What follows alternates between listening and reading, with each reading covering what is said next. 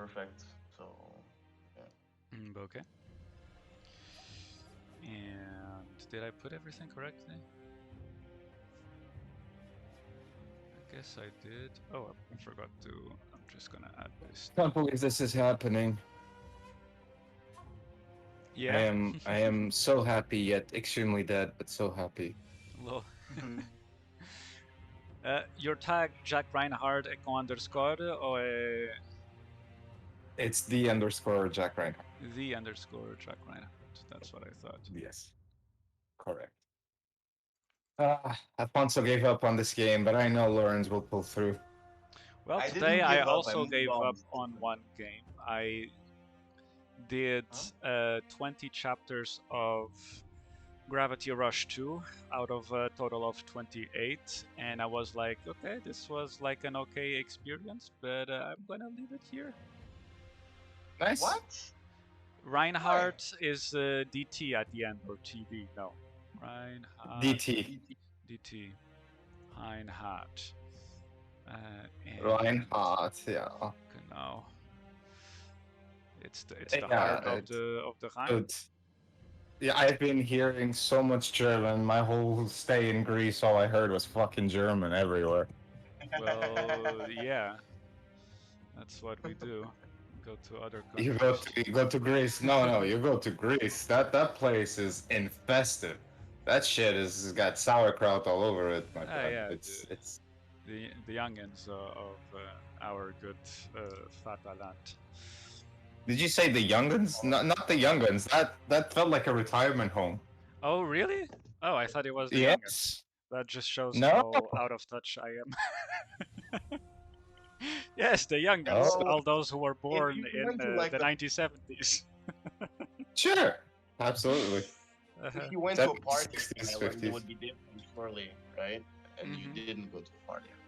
If you went to Malta or some shit like that. The thing is also depending on where you go in Crete or depending where you go in Greece. If you go to Mykonos or Santorini, there are a lot more party islands than Crete itself. But yeah. Hey, anyway, let's start this. Let's start this. Hi there. How's it going? Hope all is well. Welcome to another bucket list streaming session.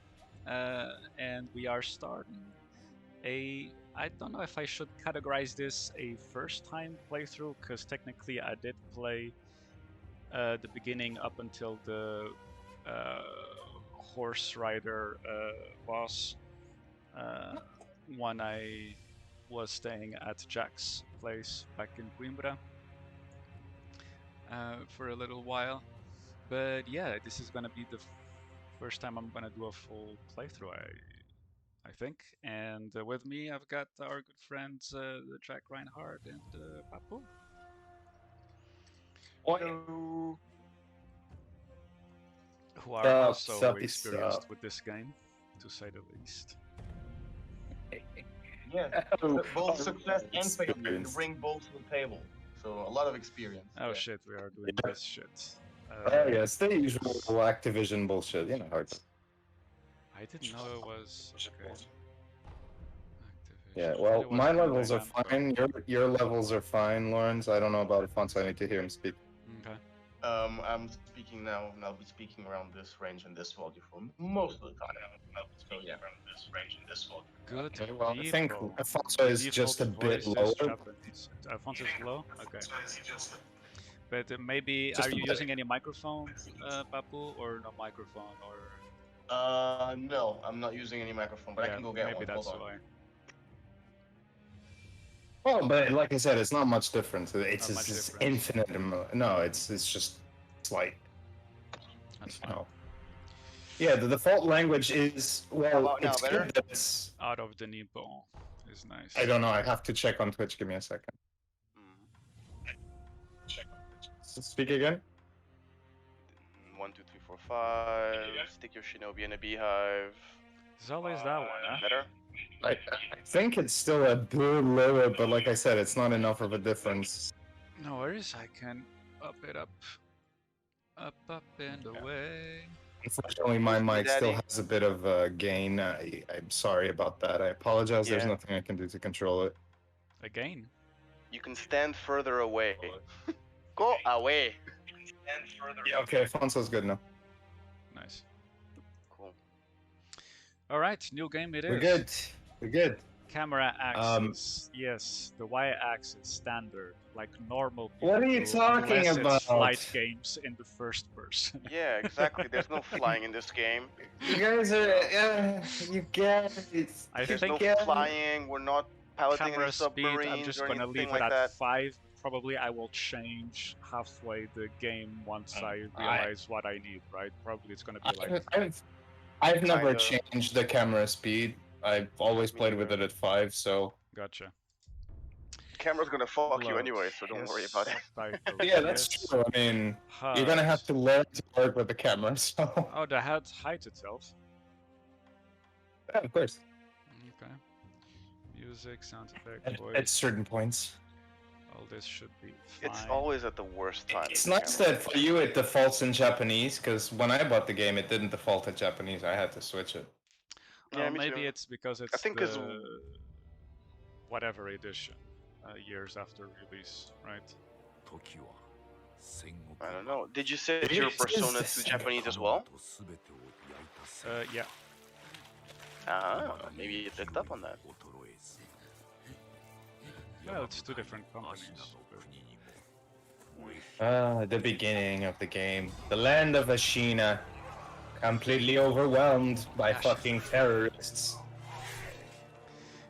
Usually in the Nippon language, I think it's the first syllable of the word that has the emphasis.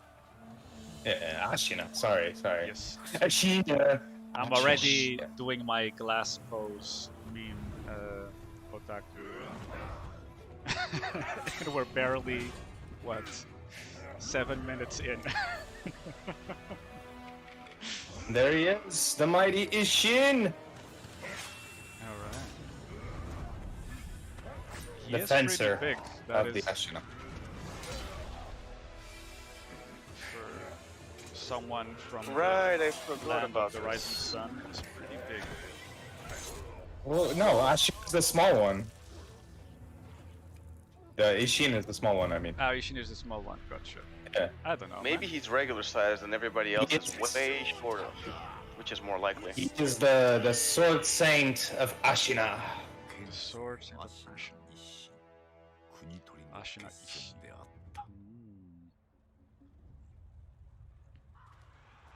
I mean, if you want to get technical about it, if samurai were from families that came from money, which not all of them did, but some did, most did, they had enough money to feed themselves and, you know, feed their kids and grow. The poorer ones, or regular people, so to say, they stayed small and skinny. Yeah, meaning under 1.60 m, most likely. Most likely. This Sometimes scene I see reminds this me a lot screen. of... short. What? What? What did you say? I said, like, I have my thing on full screen on Discord, but it's like not full screened. Can't explain Oh it. yeah, It's true. like, I forgot to tell you that. is it because the capture card doesn't allow it to be full screen and it's just capturing as a window from the I'm capture just card? sharing directly from the thing of the OBS, so might be. Okay. Oh, you can Okay. change that. It's pretty easy. No, but it's fine. It's fine. Later. It's not a Another day. problem. Give Yeah, me it's more not a work, problem at all. please. It still looks great. Okay. So basically, during the battle, Owl finds you, who was fighting for Ashina in the battlefield, and he's like, "I will take this guy. I will make him my shinobi little junior dude." I remember that part of the story. Yeah. Yes. My shinobi little junior dude. Alright. It reminds me of. Tired. I have been traveling for like 24 hours straight and shit. I'm tired, man. Look, don't expect much from this end. Like the biggest fan is the of Sekiro that commentary I we know. Like, I'm gonna subscribe take for. and Yeah, I think so. Yeah. That's I what can you signed subscribe. up for. Absolutely.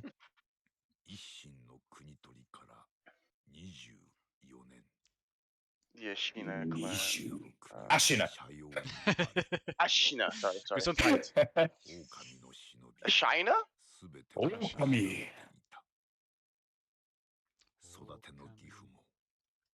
Oh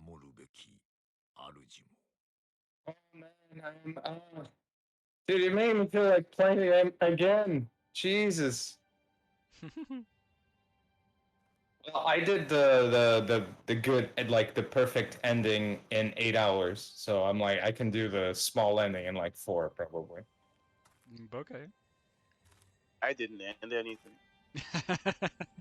You just turned off the console. 35 hours. Yeah.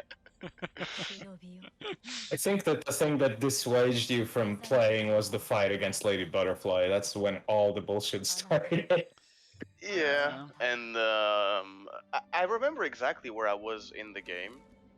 It's just that I was in the way of getting more stats and stuff to level up my character so I can go back to fight Genichiro and not just have a shot at him, but put a beating on him.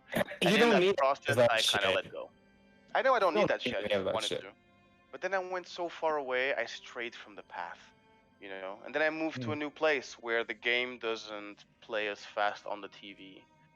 It's ugly. So, little trivia for you. The reason his hair is white, as also some other characters in the game is white, it's because he has been aligned with basically the dragon blood line. So therefore, anyone that's basically associated with it and has the possibility of resurrection gains the white hue on the hair. Oh. Okay. I thought it's because you're just tired of dealing with bullshit. But probably that's as well. Good too. So the hair bleaches if they have dragon blood. Well, yeah, because they have basically an alignment to it, not necessarily that they have it, but because the dragon blood line is the line that runs in Kuro's family, basically. There's a whole big thing about the bloodline, and actually now I know a lot more about Sekiro because when I did my last run, I was actually paying attention to things. So, gotcha. I'm a bit more familiar with the lore and things if there are that's gonna be any things that need some very appreciated actually. Feel free to just jump in and sure. drop your big knowledge. I really liked the lore, and the problem I had with it was just I was moving through the game too slowly for it to be a constant thing. Not the lore, but also the story, right? Sure. I lost focus on. We got to get the kid, right? But there's so much more to it. But when you get stuck with bosses and going to do this and going to do that, I mean, the gameplay loop was still great. I kind of lost focus of the purpose of everything else. Yes. But it's great. It's really good, especially in the beginning. I found, the way they introduce the story to you and the world, and you go find it out. It's still for a Souls from software game. I think it's the best balance of them giving you enough story content and you figuring it out as well by yourself. It is definitely the one that has the more narrative, written driven sort of content, but it also has a lot of visual architecture and visual lore that you can see in game. That, but okay. I guess I'll finish this game first before I start. So the thing is, don't get me wrong. The thing is, here they present you with things straight away in an ordered, sort of written synopsis, and from my experience playing Dark Souls, because it's not a Souls game. Sekiro is from software, but it's not really. Yeah. Sure, but that's the only thing I'm saying is that whilst in the Dark Souls, like literally, a major part of it is, the whole environment-based narrative from where you derive a lot of the information and the objects. Here you do as well. It's all of it is there. It's the same, but there is a line that is easier to follow, even if you don't pay so much attention to like everything around. Like you can still gather what's going on without having to sort of like take information just from the visuals around you. I would say the only other one similar to that would be Bloodborne, from what I experienced. Is also like Elden Ring as well. Elden Ring has also got a lot a bit more of a line that you can follow, although I still feel like this is the most drawn out for you, more like into in the a way. spotlight. Yeah, it's center stage. And by comparison, on Elden Ring, I find that the lore is very impressive, but the story is a bit thin as you play. You know. Okay. And Sekiro is just a much thicker story and more structured as well.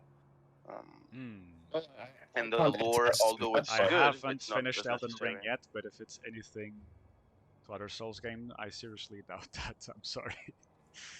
But no, comparatively, I'm saying. Okay. In terms of presentation, you said you haven't finished it, but did you start playing it? No, Elden Ring. No, I have only watched lore videos from Vati Vidya. I haven't Vati Vidya, yeah, of course. The game yet. Well, I'm leaving... now that you can, now that you can share our libraries, you can have the game in your That's Steam the thing. library. As soon as I finish my gaming plate on the PS4, so the bucket list series, the big things are gonna be Elden Ring and Cyberpunk for my PC. Fair. CD Projekt Red, huh? Great choice for those two games. Well, I would say to try maybe playing Elden Ring pretty much on its own, and not dive into Cyberpunk at the same time. But then again, no, I completely agree with at you. the same time. But those two, it's better to do just Elden Ring and something light at the same time. You can do other stuff with Cyberpunk too, I think, as long as it's not something too heavy. Because in Cyberpunk you have pretty much a freedom to play however you want, and in Elden Ring you really need to have that muscle memory and reflexes there. You know. But you also have the freedom to play however you want in Elden Ring. Papu, after that, if that's okay, I'll just send you like a list of builds of Elden Ring that I saw. Like, it's pretty insane what you can do in. Oh no, that's not what I'm saying. I'm saying in terms of your reflexes while you're playing. Okay. You know, of course you can do 1,000 different things, but when you're in those like stressful moments with bosses and stuff, you like those reactions.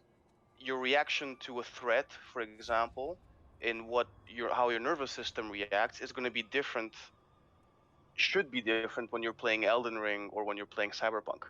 You know, well, they're two completely different it's in that sense. Yeah, exactly. But it's in that sense. While with Cyberpunk, you can play Cyberpunk and other stuff at the same time too.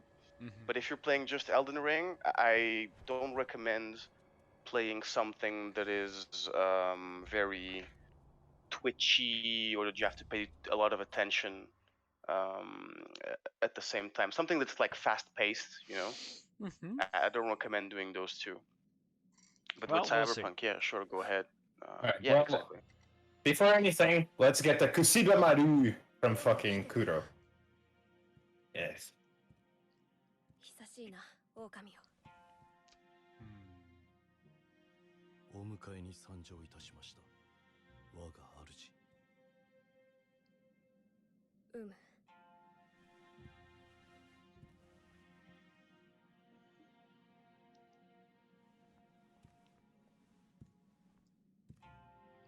表を上げよ。くさび丸。そなたの勝ち。Yes! Kusabi Maru! 我が忍びよ。主従の約定に従い。命を賭し、我に仕えよ。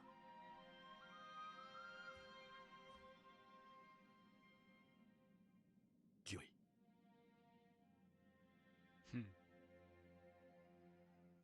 And a bit of trivia for you.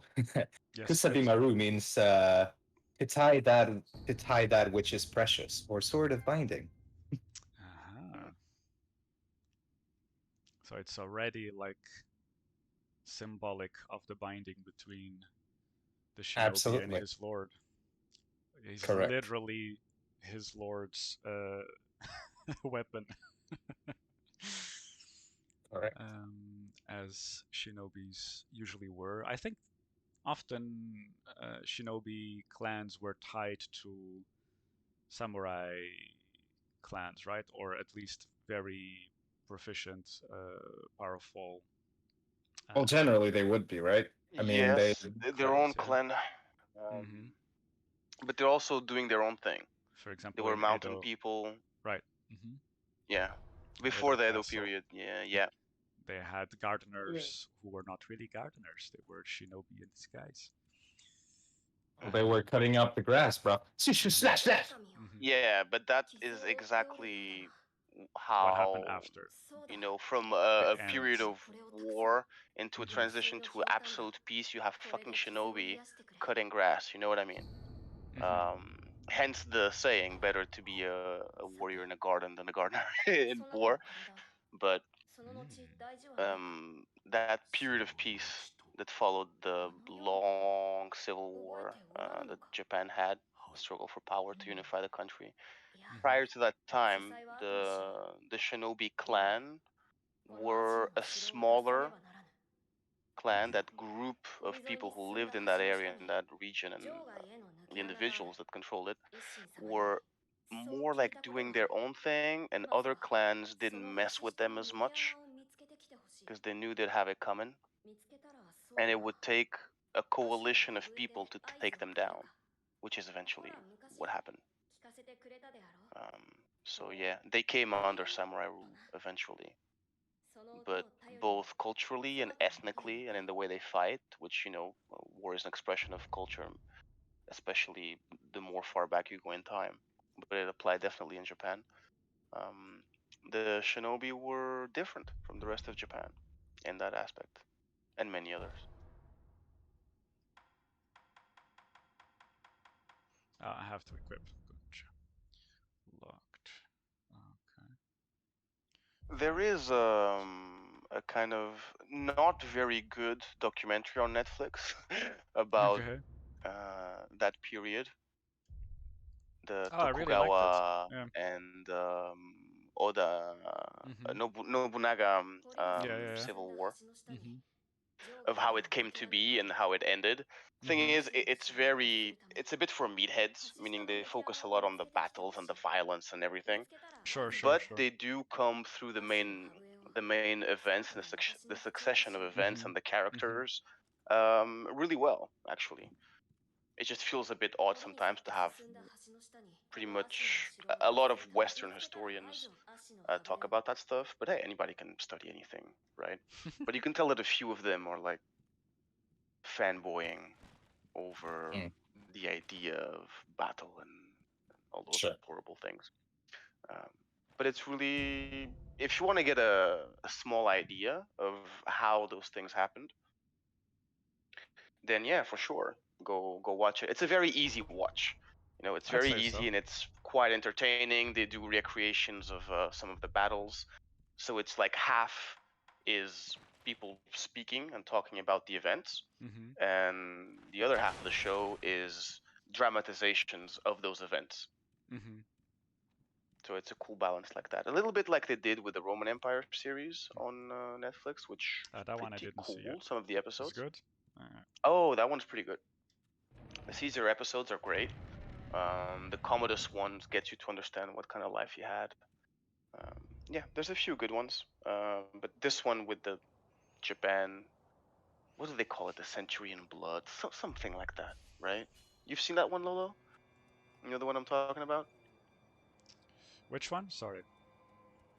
The series of the series I'm talking about, docu-series about Japan.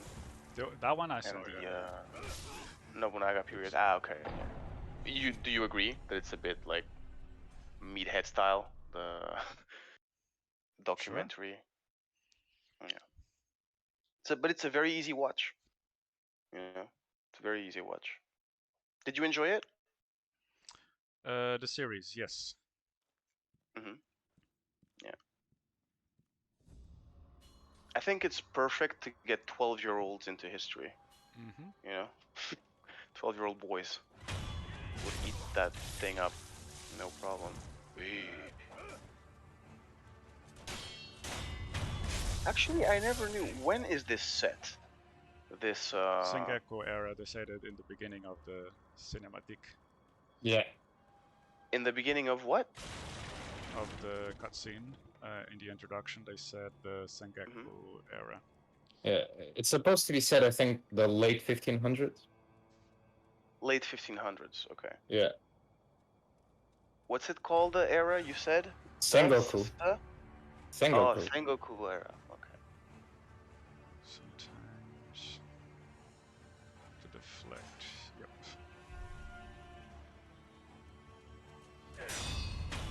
Check. There you go.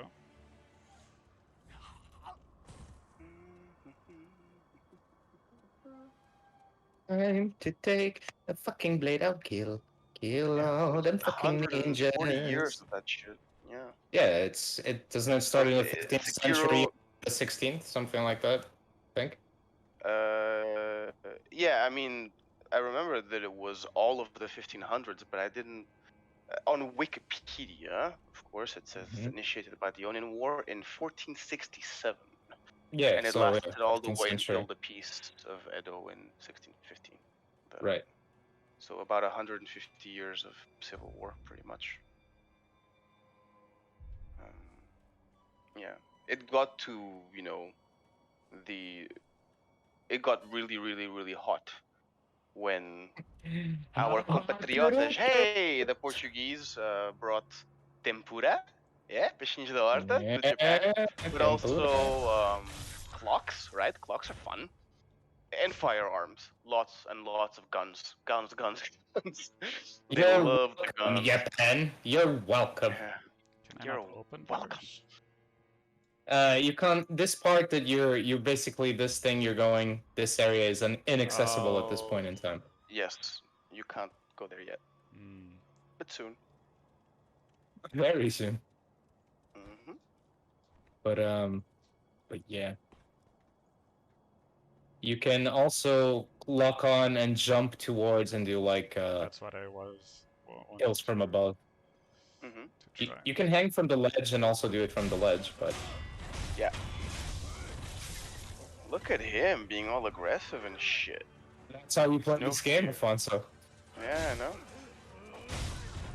Early on.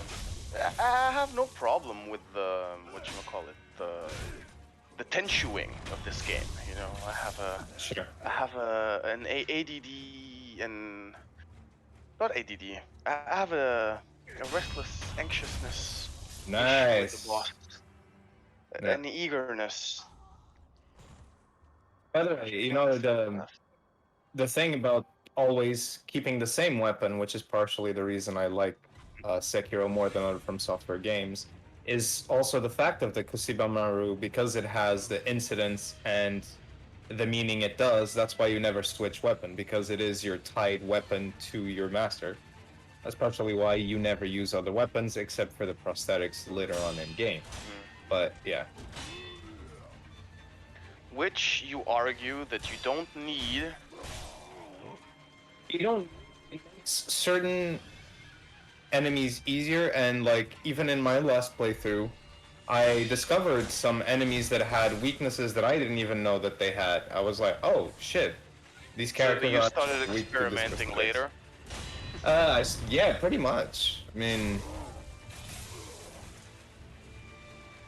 because that's the argument about this game, and I like to make this comparison to, for example, Doom Eternal, where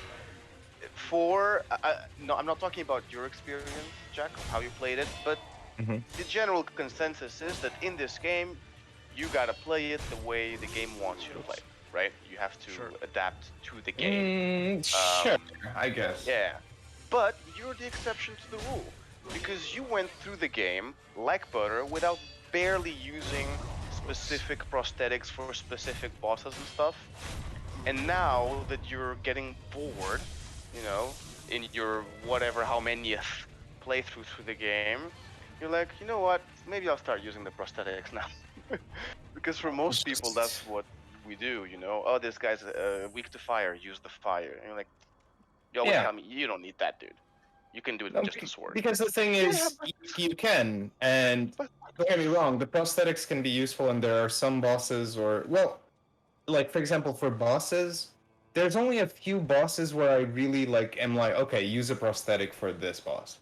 But I was actually meaning like small enemies or mini bosses that I actually found to be sometimes more challenging than main bosses, because I don't find the main bosses really challenging because I know their patterns so well, and like they don't really bother me except for a few of them. But there's a few mini bosses that I still had issues no matter how many playthroughs I do, because they were just annoying assholes and I always struggled with them. So I started Can you give us an experimenting. example? Yes, the Snake Eyes bosses, Okay. mini bosses, which are guys that have big guns, basically, and they defend. You have two of them. Well, yeah, you have two main ones, which is in the Deep Valley, and you have one that's basically securing the fortress. Those Oh, guys, the ones that can shoot you from really far, right? yes, and You're those just guys minding your are own business, and then bam. sure, but those are the standard ones. Then you have the mini boss version of that, which have Okay. guns, and they're very defensive, and they're also hard to just break their posture and things. By experimenting with prosthetics, I realized that they are actually weak to poison, and they're very, very, very easy to kill if you use the Subimaru, which is the poisoned prosthetic sword. Um, Once I started using it against them, I never had a hard time again. I could literally defeat them within a minute. I was like, holy shit, I can't believe I never knew this from all my playthroughs. You know, so yeah. So only then I started, only after playing after a while and going through some enemies where I was like, okay, there has to be a simpler way. I was like, okay, let me try the different prosthetics. Now that I know, and even though I know I can defeat them just with the sword, I just want to try to make my life a bit easier at this point. So let me see what I can do. Because at the end of the day, that's what prosthetics do. They give you openings that make the game more accessible. Mm-hmm. So of course, if you never use them, you're developing intrinsically a bigger ease at fighting face to face, which is kind of what I did in my playthroughs. So I'm super comfortable, like seriously just going in and smashing shit, because that's how I played throughout all of it. Um, but the prosthetics definitely give you more of a wider array and an easier time defeating certain enemies and bosses, without a doubt. And I would never say don't use them. I would just say, like, literally, you don't need them. Like, you can Don't go need through them. the day without needing them. Um, but yeah, like, definitely, like, explore, try things around. Like, for example, there's some prosthetics that I might have used like twice in all my playthroughs that I don't even know why I would use them, because for me, for my gameplay style, they really don't add much. But I know that, like for example, the mist raven wings, which sort of make you teleport behind enemies and things like that, they're probably very useful against certain bosses. I'm sure they are, but I literally have used them like twice every time I played the game. Like I never use it. There's just some things that don't really work for me and my playstyle. You were going the right way, Lawrence. Yeah, I was just wondering if there is like verticality in this traversal. If this also. Not here. Yeah, you can go through under if you want. You don't have to go through above. Okay, I see. I'm just trying to figure out the Really? Oh, I always the go layout through. of. Yeah, well, in this Level. area you can go through under because it'll bring you back up, but really you need to be above. Ah, okay. Like you could go right, like you see that there's a little lake down there. Yeah. There's some poison geckos and shit. Oh. But you can go through there and then go up. Also, poison geckos, you can always jump and one kill, even if they see you. You can jump on them and one kill them, as long as you're locking onto them. Okay, but this is not the way I am going. I should be going up at this point. Yeah, like I said, it doesn't really make a difference, because even if you go through down there, it'll take you back up. But yeah, inherently you have to follow I want the to way push up. that thing anyway.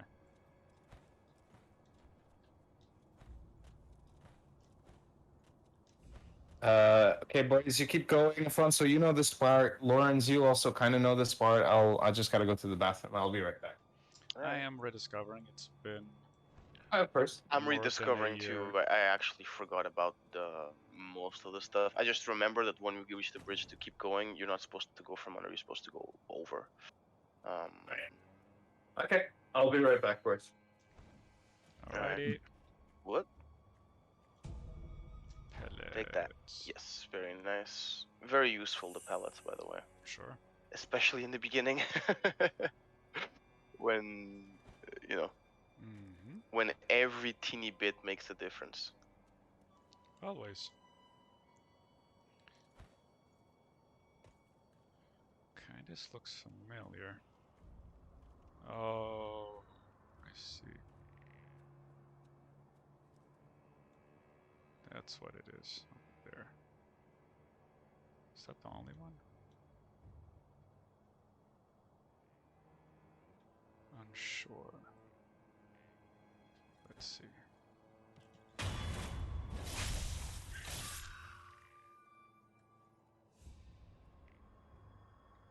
can hear something. Yeah, I thought so.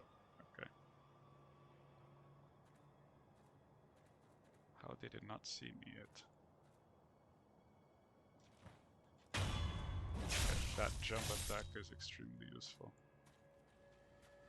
Okay, so I could have gone under here, and this is one way to go up again. Okay. How do you sprint? Hold the button. Oh, moment. Yep. We got over here. Oh, no, hold B, hold B. Sorry, hold circle. And... Circle. Right. Of course. It's hold circle, right? I forgot how to play From Software games. You're absolutely Gecko right. kills. Gecko kills. Gecko bitches. They're gonna die. Right. That's why I need to come from there, because once I'm here, if I don't get the grappling hook, I can't go there. Okay. Correct. Yes. I'm starting I forgot to something. spot again all the traversal and game mechanic shenanigans.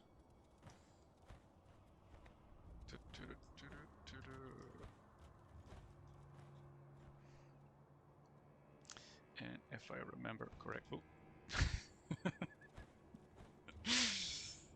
Jacques passed away. Okay. But yeah, I won't say anything since you told me you haven't seen it yet, but I have only one episode left to finish Cyberpunk. Netrunners? Edge Runners, yeah. Edge Runners, sorry, not Netrunners. On Netflix, the anime, and it's fucking It's great, right? Great. I fucking love it. I read wonderful things on Reddit as well. Cyberpunk the on anime. Netflix. I heard it was amazing and it was the way to go. I still have to watch as well. Studio Trigger always delivers, but this one. I wonder if I should finish the game first and then, because it's gonna make me want to watch the anime, or if I should watch the anime because it's gonna make me want to play the game. Both ways are valid. I think probably you're able to recognize a lot of stuff if you've played the game before, and the other way around. If you watch the series before starting the game, it's also going to do the same. So this is pretty much the end of this tutorial. There's no more.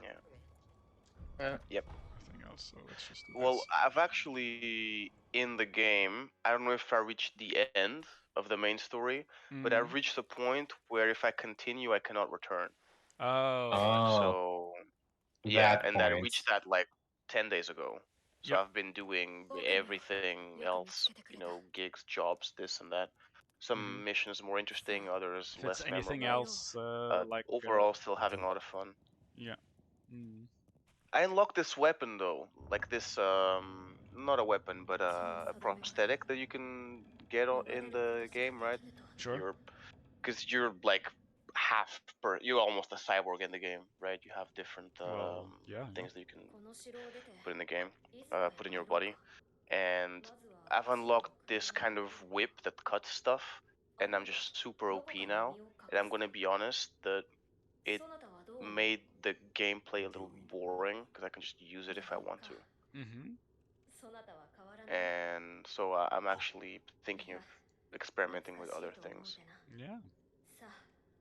And I don't need to level up that much anymore. I think once you understand how the game works, you can actually play it on hard. In the beginning, playing on normal was difficult, but now it's easy to play on normal for the most part.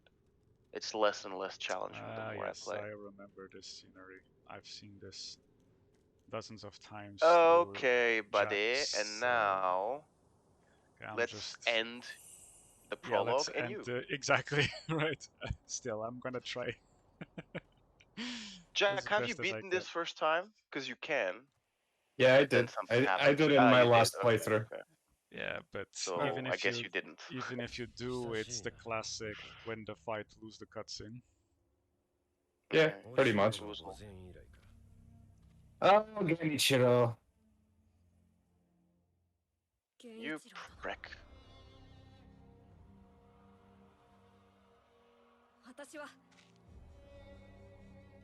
So is he from a different family then, Genichiro? So Lord Genichiro is the grandson of Ishin Ashina.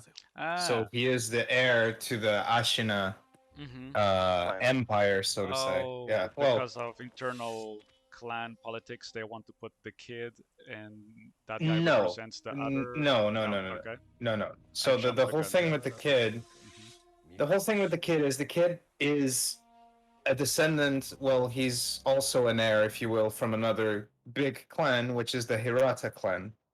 And the thing is, they weren't necessarily against each other. Ashina and Hirata were relatively companions, so to say, as in like they were two powers that grew side to side. But when the Ashina started having internal problems, but not necessarily from the Hirata clan, but from actually federation, if you will, armies or internal affair armies in Japan.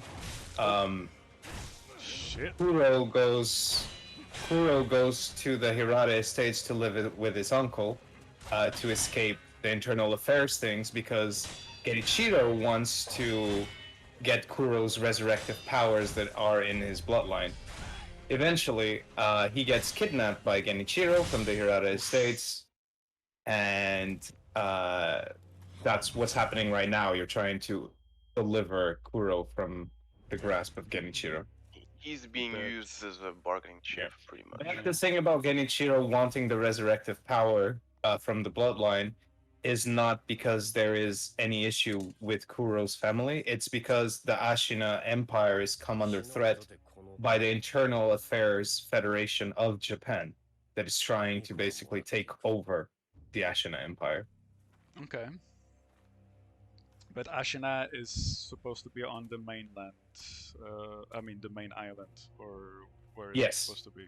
So correct. Yeah, correct. Okay. No. Because they have a couple of histories as well, like that. Since it's like a pretty vast archipelago, there's a lot of islands. There's a lot of. No, but here it's all supposedly mainland Japan, as far as I know. So it's still an island. It's still an island. Yes, yeah, sure. It's the main island of Japan. The big island. The big kahuna. The big kahuna of Japan. Honshu Island, right? Isn't it Honshu? Yeah. I don't know. I think it is. Bro, you're the historian. I don't fucking know. North. I know that. I'm a historian, not a geographer. Osaka's. And I did not. I only studied history of Japan for fun, actually. Never had it taught in school or By the way, fun. So you would have loved like visiting Crete, dude. For you, I mean, no shit, Sherlock. It's been a dream trip since I'm like 7 that I haven't. Well, I went to Sicily, which is close enough. Sure. In that sense. No, it's just because there's so much different influences left from the Venetians and the Ottomans and things. It's great. Plus, I mean, when I went to the archaeological museum, they start at the late Stone Age, and then the Minoan, the pre-palatial, autopalatial, neopalatial times, then the Mycenaeans. So there's a lot of already sort of. Where was that museum? It's in Heraklion, so in the capital of Crete. Oh, so they have also Mycenaean stuff there from the They time do, of Greece. absolutely. Cool. Oh, Absolutely, interesting. yeah. I thought they would keep And most of that stuff inland.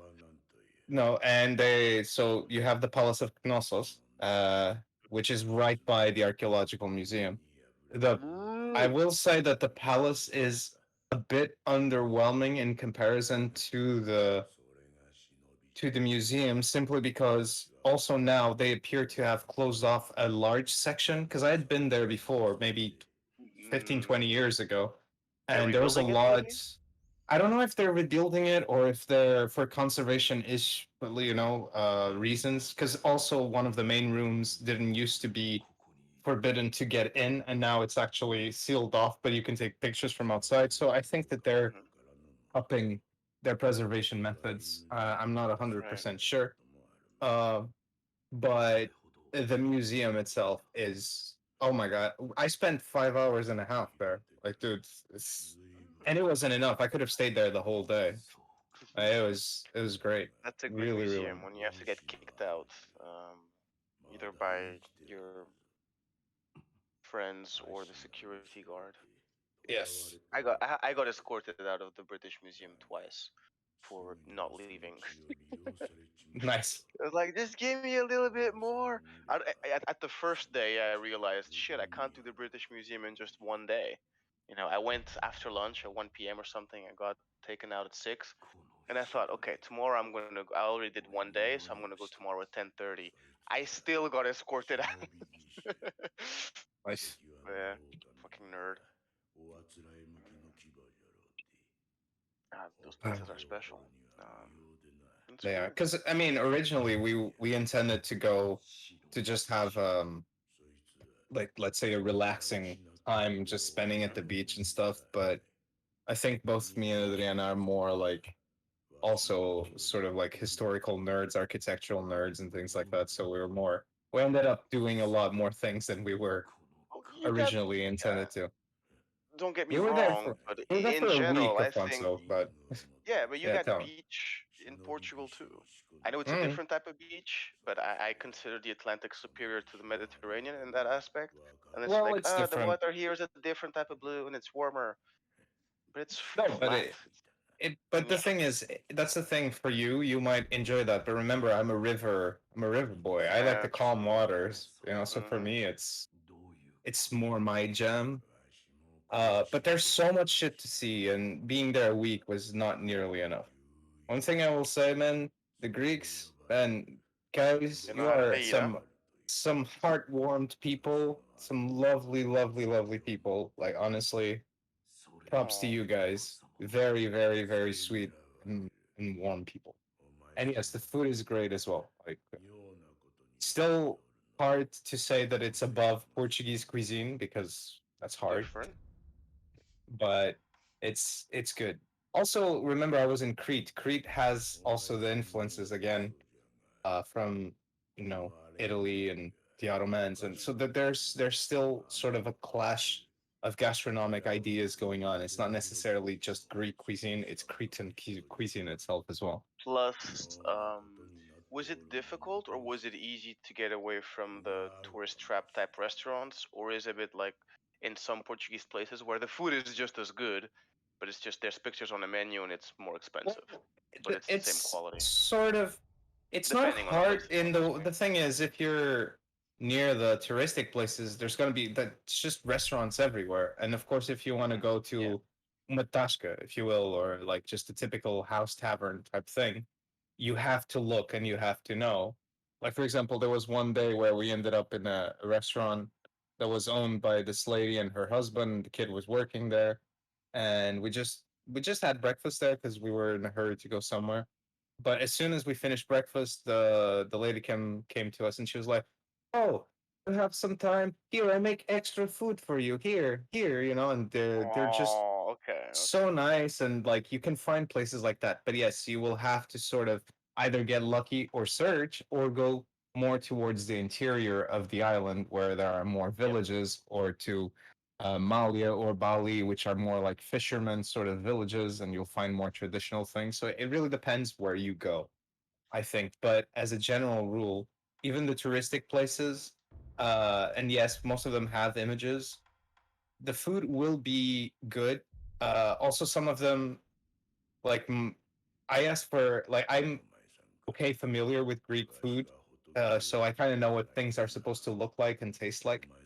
Um, and I was sometimes disappointed at restaurants because I asked for a traditional dish, and the way they made it seemed like it was made in a way to appeal more to an international crowd, so it wasn't Right. as traditional as you would expect it to be. It was still You have good, to but it tell was them, not dude, what you I would grew up expect. in Brussels, okay?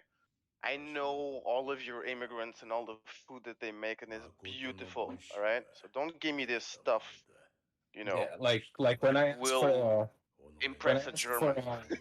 a kleftico, and kleftico is supposedly a slow baked lamb in a paper wrapper with like some spices and potatoes and tomato and feta and shit. I once asked for that in a restaurant, and it came like basically it was wrapped in a